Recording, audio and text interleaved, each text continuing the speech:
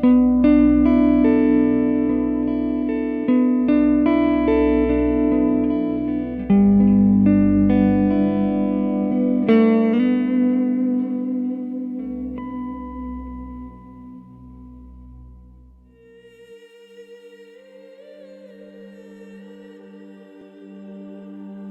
এটি জন্মৰ তাৰণাত কলমটো তুলি ললোঁ।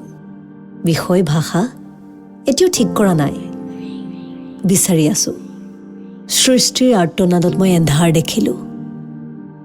সোমাই গলোঁ লাহে লাহে এন্ধাৰৰ পৰা অন্ধকাৰলৈ। হিয়া ফালি ওলাই আহিল এটা বিধ্বংসী ৰাতিৰ কবিতা।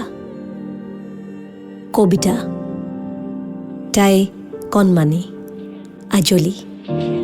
তাই ৰং বিৰঙৰ কল্পনাৰ পৃথিৱীখনত দৌৰি ফুৰে। কেতিয়ানো তাইৰ বাঢ়ি অহা শৰীৰ সৌন্দৰ্য দুয়ো তাইৰ শত্ৰু হৈ উঠিল।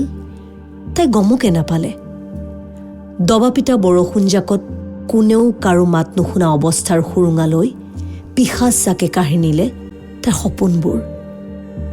কণমানিজনীক অপবিত্ৰ কৰি পবিত্ৰ হোৱাৰ বাসনা সিহঁতৰ। আজলি মনে একো নুবুজি কেৱল কান্দিলে। এন্ধাৰ সদৃশ ডাৱৰজাকে চানি ধৰিলে। সকলো হেৰুৱাই অচিনাকি পৃথিৱীত তাই এতিয়া পথভ্ৰষ্টা।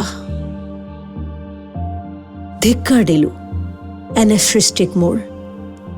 সি কি বিচাৰে? বিষাদ, অশ্ৰু? কলমটো এদিন প্ৰতিশ্ৰুতি দিছিল কেৱল সুমধুৰ সংগীত সৃষ্টিৰ।